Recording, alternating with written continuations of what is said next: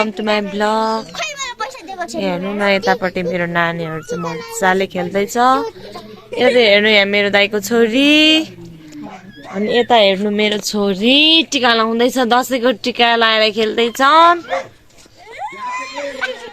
यता चाहिँ हाम्रो बाख्राहरू छ। अहिले चाहिँ राति भइसक्यो, अब चाहिँ बाख्रा सार्ने बेला भइसक्यो। अनि यसपछि म चाहिँ भित्र जाँदैछु। आज हाम्रो मम बनाएको छौँ क्या हामी मिलेर, त्यस कारण म चाहिँ भित्र गएँ। अब भित्र के हुँदैछ हेरौँ है त।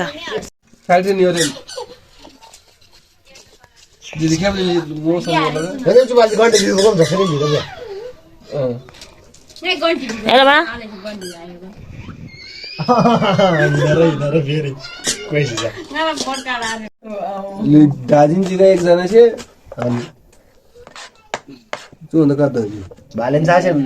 अनि काङ्ग्रेस चाहिँ पुँजिन्जीका एउटा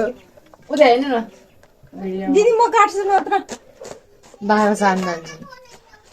ओहो भिउ आइरहेको थाहै छ। अचारको लागि बदाम, यो चाहिँ मेरो देउरानी। अनि यता हुनुहुन्छ मेरो पतिदेव, प्याज काट्दै हुनुहुन्छ।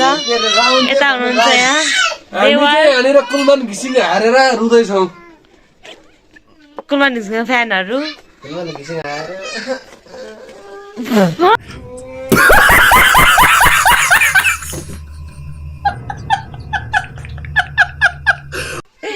त्यसपछि यहाँ हेर्नु न हाम्रो छोरो खेल्दैछ।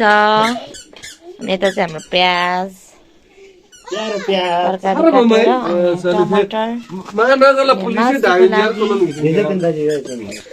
हेर्नुहोस्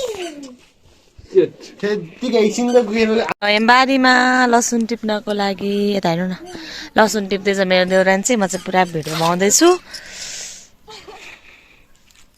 यहाँ हेर्नु न हाम्रो लसुनहरू।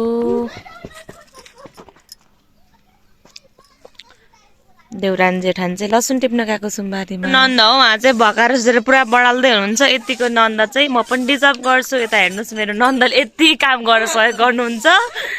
भाडा पाखाला नि आफै जानुहुन्छ, यतिको बुढा नि म डिजर्भ गर्छु। मलाई यति सहयोग गर्नुहुन्छ काम गर्नको लागि। यहाँको दुनियाँ फेरि बेग्लै छ।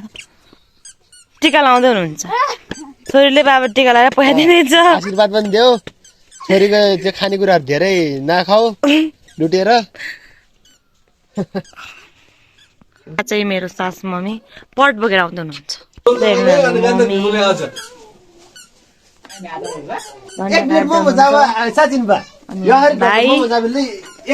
मम्मी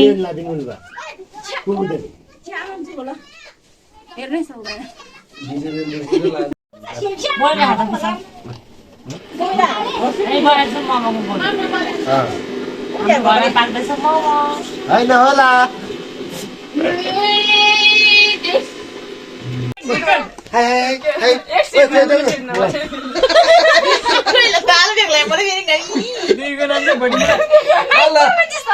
दुई गुणा गासी एक सिट ढाँदो चाहिँ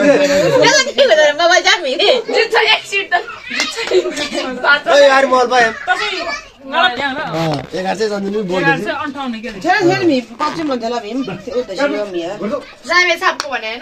रामेछापको त गाडी पल्टेछ नि म त उसको नेपालीमा भन त फेरि भन न। ब्लगमा फेरि भाइरल हुन्छ फेरि तपाईँलाई भन्दा मलाई चाहिँ इन्टरभ्यू दिनु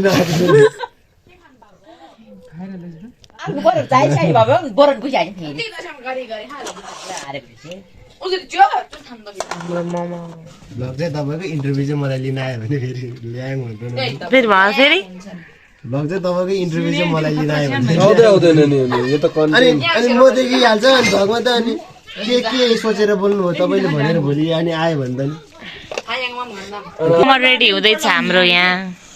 सेन्मो तामाङ मोमो रेडी हुँदैछ भन।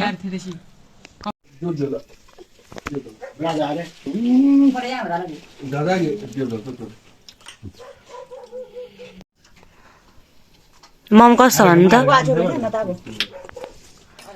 मम कसलाई? मोमो मम कस्तो त विशाल